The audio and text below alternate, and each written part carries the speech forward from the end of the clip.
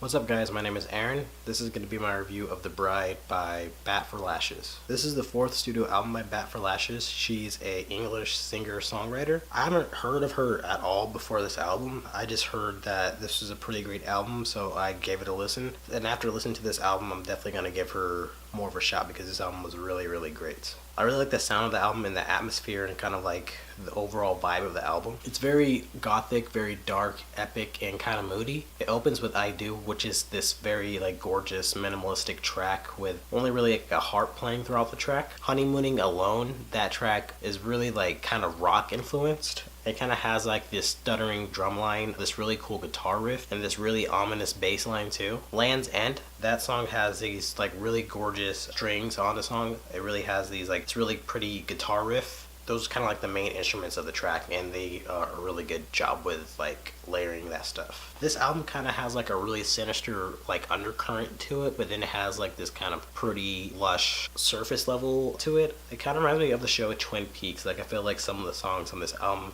could be used like on that show. And I also love that this album is a concept album. This album's about this woman who's about to be married to her fiance Joe, and he gets into a fiery car crash. The album kind of deals with like the aftermath of that and kind of how she struggles and like the heartbreak of what she's like endured. I love concept albums for two reasons. I like there being a whole story and like a kind of a structure to an album. Like it kind of makes me feel like a movie with its own soundtrack. Shows that the artists put a lot of thought into what they do, and they seem like they care about what they're doing, and I like concept albums because of that. And this album did like a pretty good job setting up the groundwork for that. The song Honeymooning Alone, that one is really good at like showing the concept of the album. It's about the initial fallout of Joe dying and how she's like initially reacting to it. She's like very numb and kind of detached from it. The song Never Forgive the Angels is kind of about how she feels that since Joe died, he's always going to be with her, kind of like a knight, and that she kind of curses the gods and the angels and stuff for like bringing all this despair on her. And I really like that this album kind of really gets into the nitty gritty of like heartbreak and despair and what losing a loved one would feel like, and I feel like this album does a really good job of explaining that. And I also do like her voice. She's like really emotive and really haunting throughout the entire album. And like the way she sings, she kind of reminds me of Lana Del Rey, but I feel like she's a better singer than Lana Del Rey.